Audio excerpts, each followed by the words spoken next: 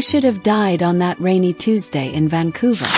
One minute I was juggling conference calls and an overheating espresso machine in my gastown loft. The next, the mug slipped from my hand and shattered, and the world collapsed into a tunnel of white noise. No pain, no warning.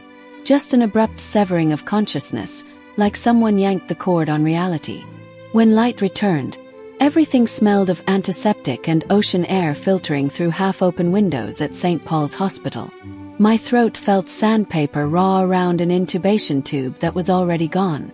Machines scolded me with steady beeps, smugly reminding my heart how to behave. A nurse squeezed my fingers and whispered, "Welcome back, Avery. You flatlined, but you clawed your way back." Flatlined. 29 years on this planet. And my ticker decided to take an unscheduled hiatus. Sudden cardiac arrest, they called it. Electrical chaos, vicious and silent. MTs had shocked me twice en route, but the defibrillator wasn't the hero of this story. I'd hemorrhaged during post-arrest seizures and, apparently, type AB negative blood might as well be liquid moon dust. The ICU team had been minutes from pronouncing me when a single pint, drawn 48 hours earlier by an anonymous donor, washed through my veins and hauled me back. Asked for her name.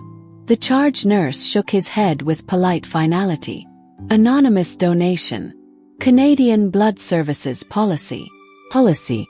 A word as cold as the fluid dripping into my arm. Lying motionless at night, tethered to wires, I pictured the woman who had bled for a stranger. I wondered if she'd felt a chill at the exact moment my pulse restarted, if some cosmic string had twitched between us. The fixation grew feral. Gratitude blurred into longing, and longing blurred into something I refused to label at 3 a.m. under fluorescent glare. Discharge day arrived with cherry blossoms fluttering across Burrard Street. My body was fragile, but my obsession was ironclad. Find her.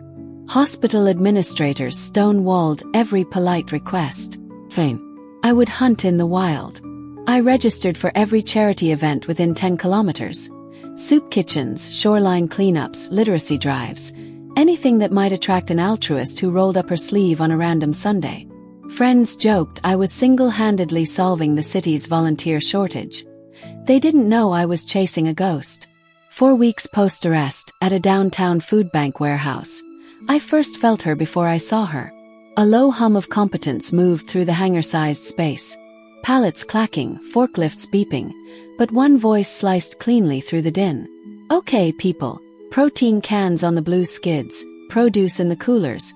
Smile like you're being paid in chocolate." I glanced over the sign-in desk and stopped breathing. She was effortlessly magnetic. Tawny skin dusted with freckles, raven hair twisted into a practical knot, eyes the color of wet cedar. A delicate silver band glinted on her left hand before her clipboard hit it. "Name?" she asked, not yet looking up. "Avery Sinclair," I croaked. Her eyes lifted, forest green laser bright, and for half a heartbeat something passed between us. Recognition. Premonition. Static hissed under my sternum. She smiled, small, polite, and pointed to the signature line. "Welcome, Avery. Thanks for showing up. The beans are staging a coup back there."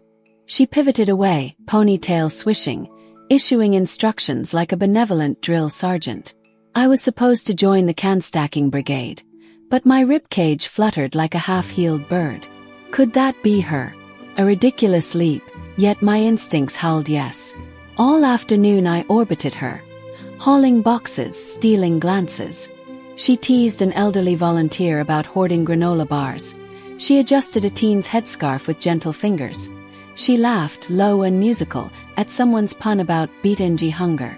Every time her gaze brushed mine, my pulse skipped exactly once, like it remembered those missing beats on the gurney. Water cooler break. Dusk seeping through skylights. She wiped sweat from her brow. I seized the moment. "Hey, General," I quipped, offering her a paper cup. "Thanks for running a tight ship."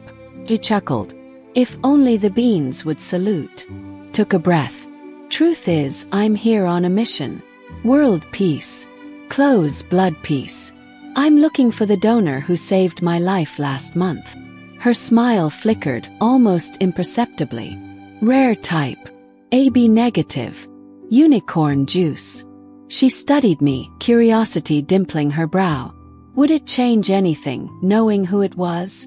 Maybe, I admitted. Closure, coffee, eternal gratitude.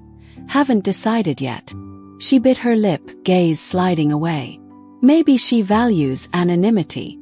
The words landed soft but heavy, like she was speaking from experience. I spent the next hours pretending to focus on inventory sheets while replaying that exchange. The way her shoulders tensed at AB negative. The shadow that crossed her face at eternal gratitude. By lockup, the Pacific sky had deepened to violet. I offered to walk her to her car. She didn't refuse. We ambled through puddle-strewn alleyways, talking music, dogs, the Canucks' perpetual heartbreak. She asked oddly specific questions. Did I remember the transfusion room? Had I felt cold during the drip? Each query tightened the suspicion coiling in my chest. At her hatchback, she fumbled for keys, and that's when I finally noticed the gold wedding band. Simple, unadorned, unmistakable. My stomach lurched. Was she unavailable, and my lifesaver, or just unavailable? Either answer was a razor in the dark. She caught my stare, slipped her hand into a pocket, and gave a brittle laugh. Old habit, spinning the ring when I'm nervous. Nervous, echoed. Her reply was a whisper nearly drowned by passing traffic. Some connections are complicated. Before I could unravel that knot, her phone pinged. A husband's name lit the screen. She flinched, silenced it, and climbed inside. Window down, she leaned out. See you next shift, Avery. I'll be here, I said, heart pounding loud enough to rattle the wheel wells. She drove off, taillights smearing red across wet asphalt. I stood there long after the engine noise faded, trembling with the certainty that destiny had just brushed my cheek and left a bruise. 10 days later, Vancouver was drowning in one of those West Coast downpours that turns traffic into a string of red-eyed snails. I still showed up early for the next food bank shift, partly because I couldn't stand my empty apartment silence, partly because I hoped she would be there, clipboard in hand, turning chaos into choreography. She was, soaked to the elbows, hair escaping its knot, barking cheerful orders while water dripped from the rafters. Lightning flashed through the warehouse skylights, and for a split second she looked carved from stormlight, every sharp edge of her impossible to ignore. Eyes met. A jolt, familiar now, maddeningly addictive, skipped across my sternum. She finished directing a pallet jack and strode over, rain jacket squeaking. Thought the weather might scare you off, she said. I'm from the prairies originally, I lied. Rain's an upgrade from blizzards. She laughed, that low, unguarded laugh that made me wonder what she sounded like when she really lost control. Fair enough, prairie girl. Can you run the intake table? Half my crew bailed. Point me at the stampede. She did, brushing my arm as she handed over a stack of forms. Static crackled through every nerve. I tried to focus on barcodes and expiry dates, but her presence was a gravitational field. I orbited constantly, pulled by forces I didn't understand. By mid-afternoon the storm eased. Volunteers huddled around industrial urns of terrible coffee. She weaved through them toward me, 2 paper cups in hand. Pacifying the masses, she said, offering one. Her fingertips grazed mine. I nearly spilled scalding liquid down my hoodie. Thanks, General. He smirked. You keep calling me that. Your troops seem happy. It's a compliment. Her gaze dipped to the ID badge clipped to my shirt pocket. I'd shoved the lanyard away earlier, but now she tugged it free so she could read. Sinclair, she murmured. Avery Sinclair. You already knew my first name. I like seeing the rest. A faint blush colored her cheeks. Quick, unintentional, gone. And you still haven't told me yours, I said, faster than I meant to. She hesitated, rolling her wedding ring along her thumb as though it were a worry stone. Right. A forklift backfired, drowning the word. He tried again. I'm Maeve. The syllables slid across my brain like a match over flint. Heat flared everywhere blood could reach. Her blood, technically, still mingling with mine. The warehouse shut its steel doors at 6. Most volunteers fled for transit, but Maeve stayed to finish paperwork. I offered to help reshelve produce crates, anything for 5 extra minutes in her orbit. She didn't protest. We worked side by side in orange-tinged lamplight, the air smelling of damp cardboard and bruised apples. Conversation wandered.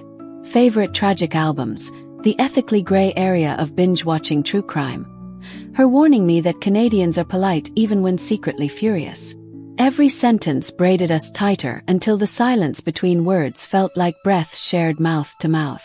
When the final light clicked off, Maeve locked the door, and we stepped into streets washed glassy clean by rain. My bus stop was 3 blocks east. Her car sat in a lot west. I should have waved and split, but instead I blurted, "Hot chocolate. There's a cafe that stays open past sanity. Want company?" Her lips parted. Yes balanced precariously on the edge of no. Then her phone vibrated. She checked the screen, thumb hovering, jaw tightening. Without replying, she shoved the device into her coat. "I could use warmth," she said. "Been there. Done that." Was one of those retro Vancouver joints with thrift store lamps and handwritten chalk menus boasting a dozen dairy alternatives. We snagged the corner booth that overlooked rain-soaked Davie Street. The server brought 2 giant mugs crowned with whipped cream mountains. Steam ghosted between us. Maeve cupped her drink but didn't sip. "Before you were discharged," she started, voice oddly flat. "Did the doctors tell you who donated?" "They refused." I stared at her over cocoa-scented mist. "Why? Would it change anything, knowing?" The same question she'd asked days earlier, but now her tone trembled under the weight of something breaking. I set my mug down carefully. "I thought so at first. Track her down, send flowers, tattoo her name on my ribcage." I tried a laugh. It came out brittle. "But lately, I think I just wanted to meet someone selfless enough to bleed for a stranger." A tear threatened the corner of her eye. She blinked it back. What if she wasn't selfless? What if she donated because giving blood is easier than changing the rest of your life? Still heroic from where I'm sitting. She inhaled shakily. "Avery, there's something you need to know." Her hand shook so hard whipped cream sloshed over the rim. I reached across the table to steady the cup. Our fingers collided, latched, refused to separate. "It was you," I whispered, the truth detonating between us. Her silence confirmed it before she nodded. "AB-negative girls have to stick together," she tried to joke, but the words dissolved into a half-sobbing laugh. "I was at the clinic that Sunday because I'd had a fight with She stumbled, glanced at her ring. "With Caleb. I needed to feel useful to someone." Lightning forked behind my ribs, brighter than the earlier storm. Gratitude, obsession, desire. All my dangerous emotions ignited at once. "You saved me," I said, voice cracking. "And you never said. I was afraid if you knew you'd feel indebted. Or worse, feel something that wasn't real." "I do feel something, Maeve." I squeezed her hand. "And it's real enough to terrify me." "Whisper quiet," she asked. "Even if I'm married?" The word sliced dead center through my euphoria. Married had been theoretical. Now it stood between us like plate glass. Outside, traffic rolled by, neon splashing across wet pavement like blood diluted in water. "To Caleb." My mouth dried. "Are you a happy?" "Happy isn't the right metric." She pulled her hand away, wiped her eyes. "Safe. Predictable. Expected. And now I'm staring at the woman who carries my blood and wondering how I'm supposed to pretend that isn't the most intimate thing I've ever done." Silence engulfed us. Thick, fragile, sacred. My pulse hammered in my ears, echoing the monitor beeps from ICU nights. I wanted to kiss her right then, whipped cream mustache be damned, but I also wanted to smash every clock in Vancouver so we could live forever in this suspended second before the world pushed back. Instead I said, "Whatever happens next, I won't let you drown in secrecy. I've been invisible before. I won't be that again. She nodded, tears slipping down her cheeks unchecked. I don't know what I'm doing, Avery. Maybe we figure it out together, I said. Outside this cafe, outside safe and predictable. Her phone buzzed again, Caleb's name. She silenced it. He'll be waiting. I swallowed the jealousy that burned like cheap tequila. Do you need a ride? Yes.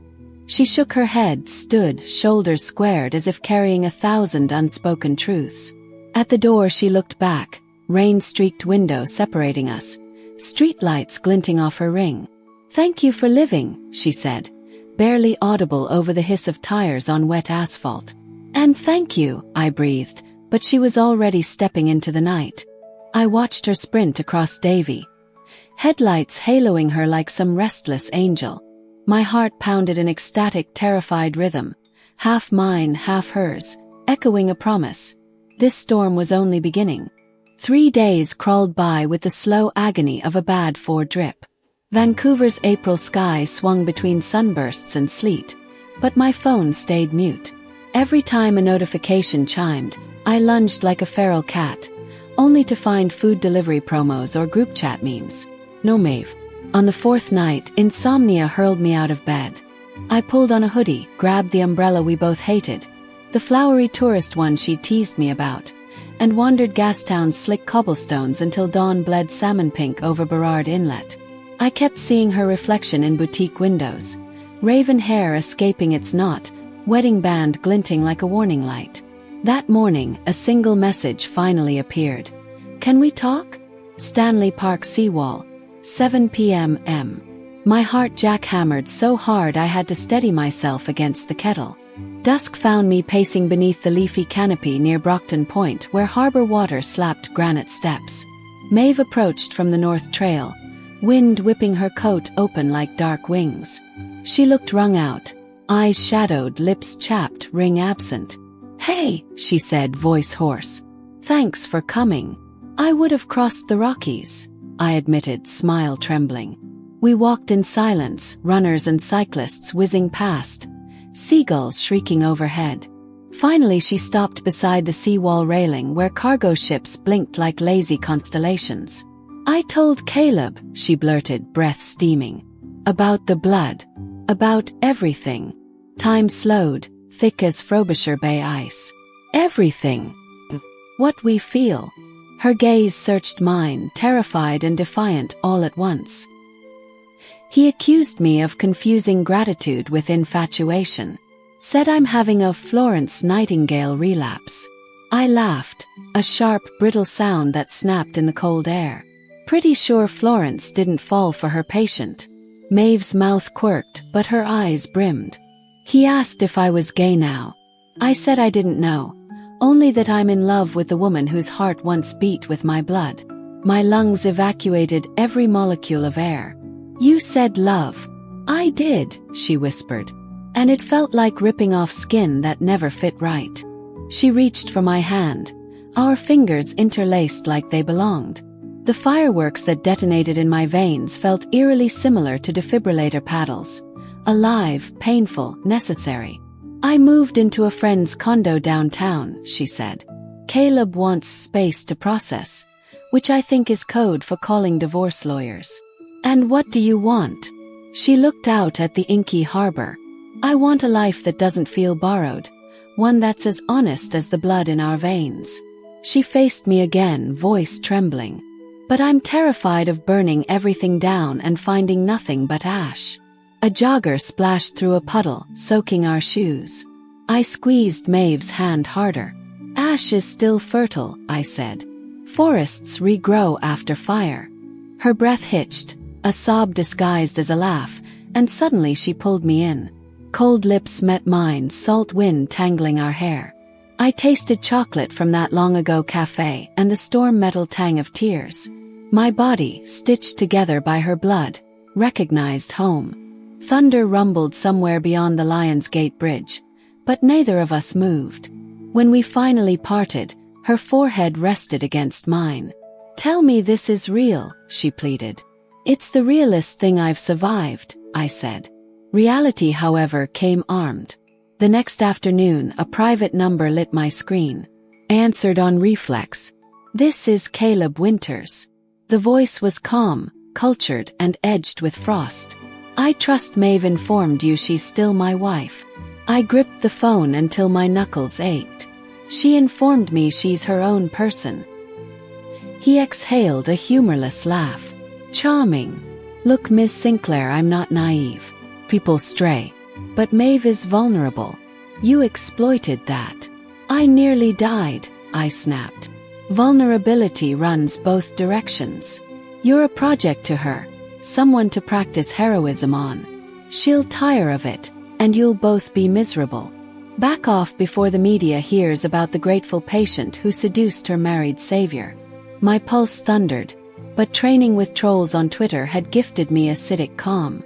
I'm sure a judge will love that narrative when he reads the donation confidentiality clause Maeve didn't technically break. Silence, then he hung up. My hand shook for a full minute afterward. Caleb's threats were subtler than Hollywood villainy. No brick through the window, just poisoned whispers. An anonymous post on the volunteer group's Facebook page claimed Maeve stole donor passwords.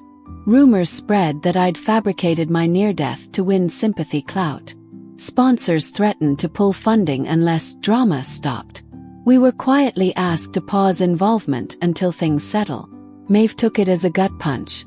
"They act like love is contagious," she said, staring at the email on my laptop. "Maybe it is," I replied. "Lucky them." She tried to smile but wilted. "I don't recognize my life." Night after night we holed up in my loft among half-packed boxes of her things. I watched her relearn herself in small ways. Removing the wedding band left a pale indentation she traced absently when anxious. She switched from herbal tea to my rocket fuel espresso. She slept curled against my ribs like she could hear her heartbeat sinking to mine. But daylight brought bruises the dark couldn't hide. Frantic calls from her parents in Kelowna, friends ghosting, Caleb's lawyer serving separation papers thick with insinuations of undue influence. One Tuesday, she found a note slipped under the condo door. "Home-wrecking bloodsucker." No signature. She shredded it, but her hands shook for hours. I begged her to file a harassment complaint. She refused. "He's hurt, not evil.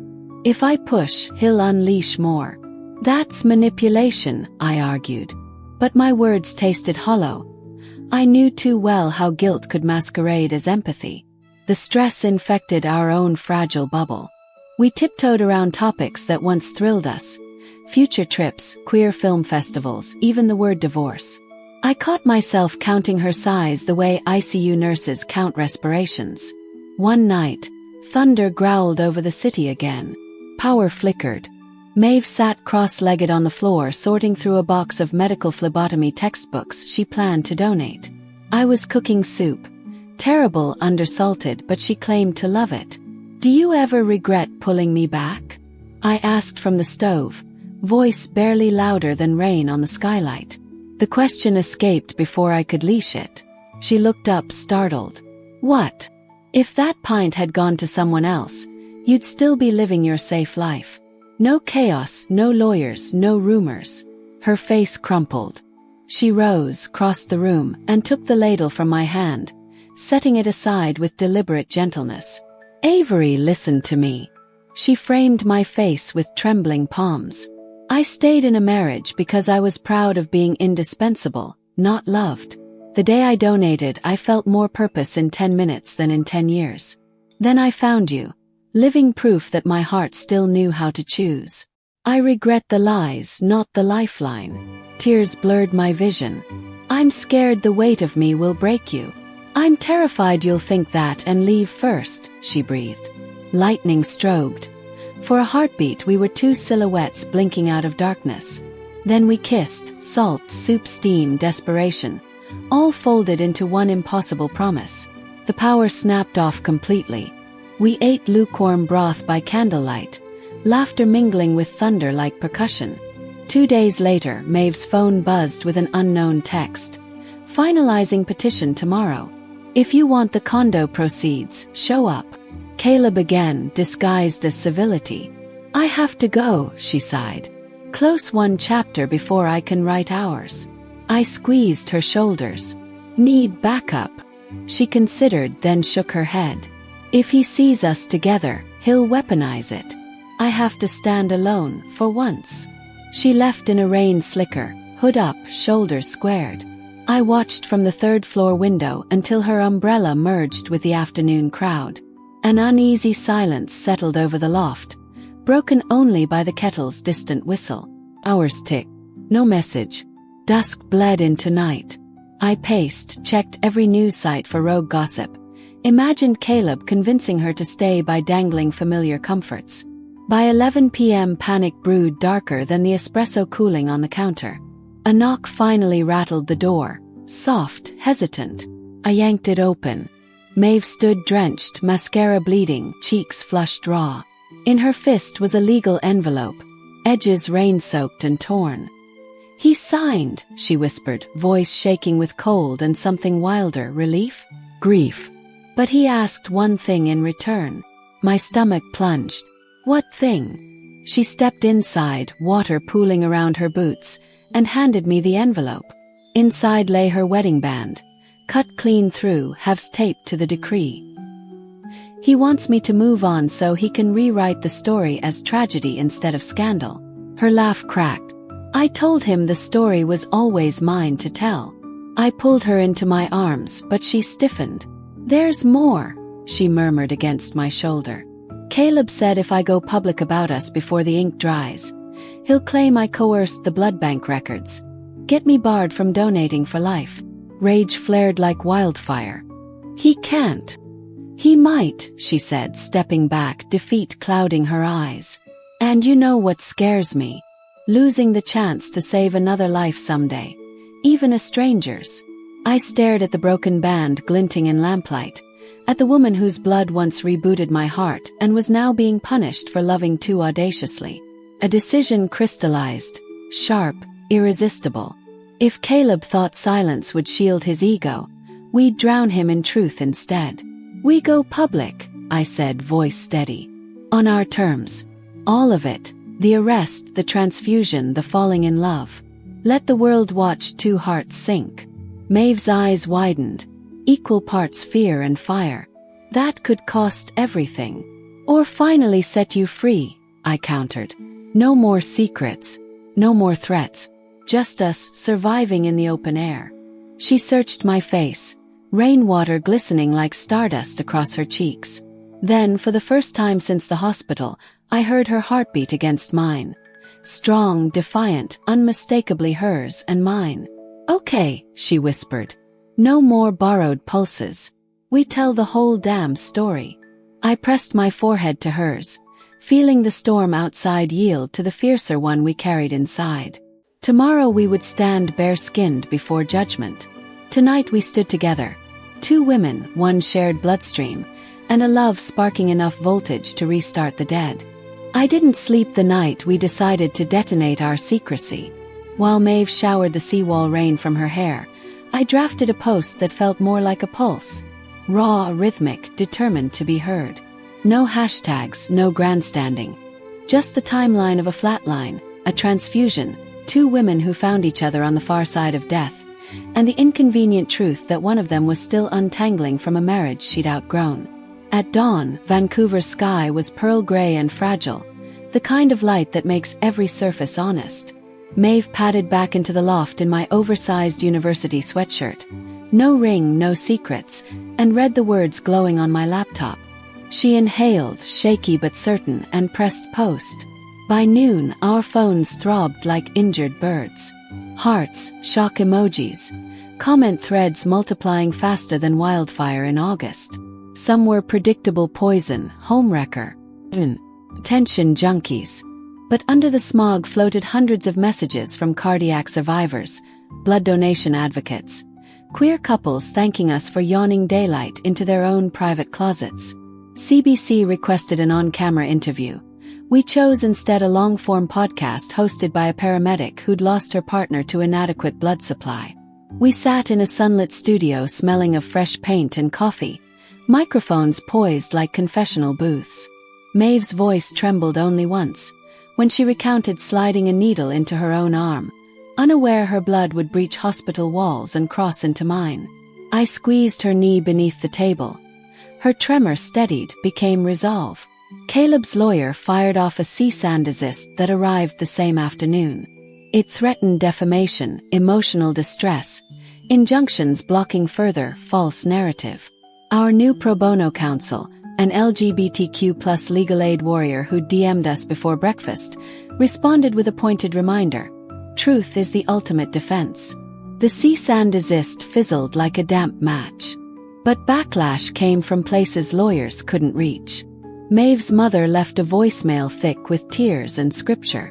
The food bank board voted to evaluate reputational impact before reinstating us. Anonymous trolls photoshopped my ICU chart into memes. Through it all, Maeve tensed whenever her phone lit up, but every night she still crawled beneath the duvet and curled into the space just under my collarbone, where my central line scar pulsed with borrowed history. A week later, Canadian Blood Services reached out. Their media liaison asked if we'd film a short PSA highlighting rare-type donors. Maeve's eyes, normally forest dark, burst into sunrise. They're letting me donate again. Chim out. I nodded, throat too tight to answer. The liaison confirmed. Despite Caleb's insinuations, no policy barred her. Her lifetime of regular donations had in fact spiked AB-negative appointments since our story went viral.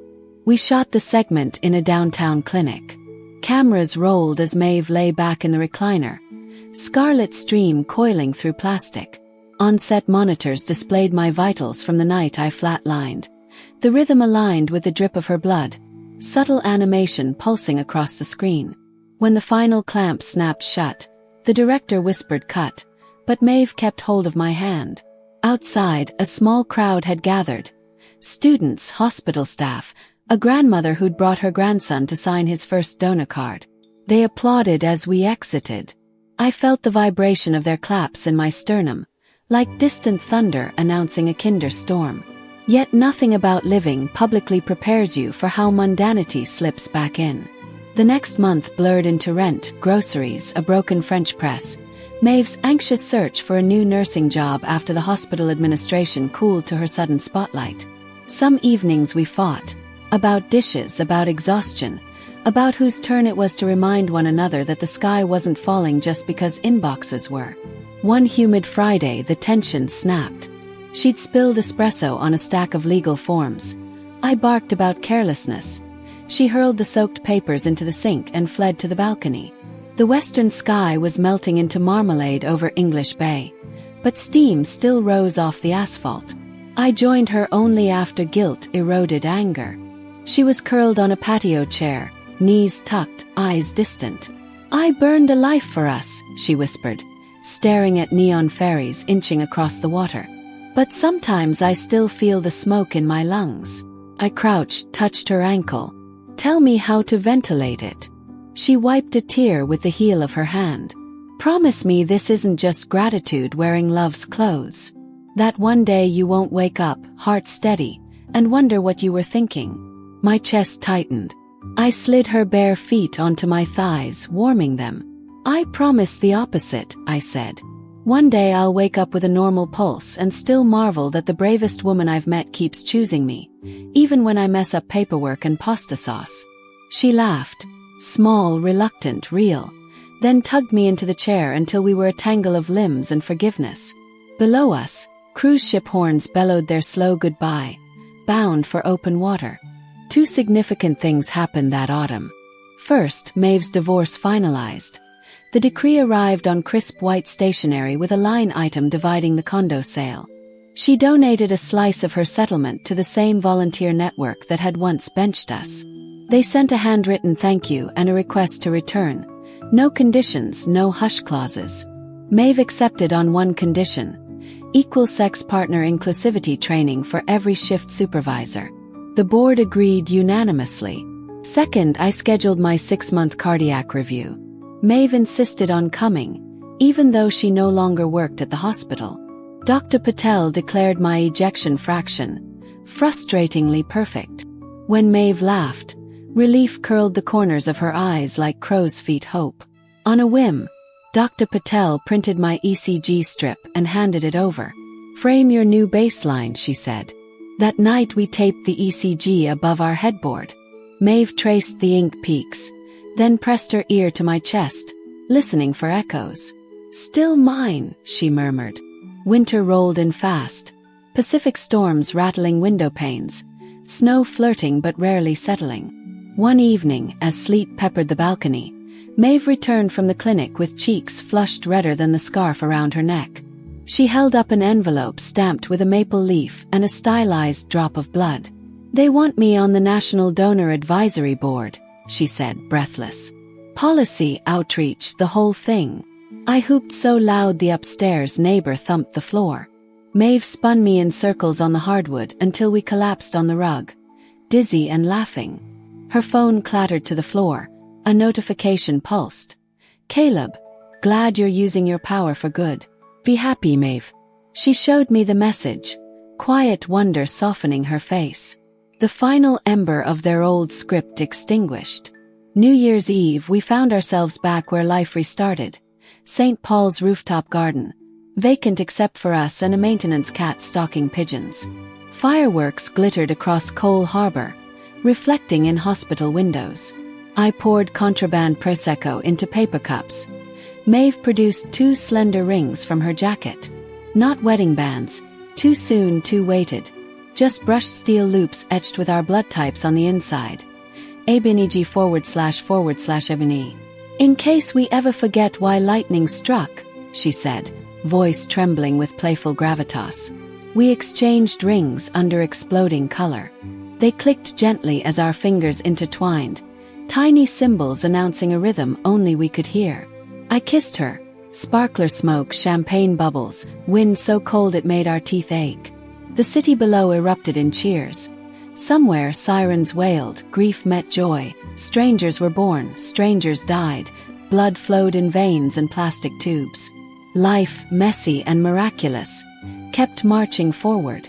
Pulling back, Maeve rested her forehead against mine. "You ready for year 1 after death?" Smiled. "I think we've been living it since the minute you rewrote my pulse." She exhaled a laugh that warmed the icy air between us. Then, hands still laced, we watched firework trails fade into smoky constellations and felt our matching heartbeats drum a simple, stubborn truth. Sometimes the body must flatline so the soul can surge awake, and sometimes a stranger's blood doesn't just save your life. It becomes the map to where your real one begins.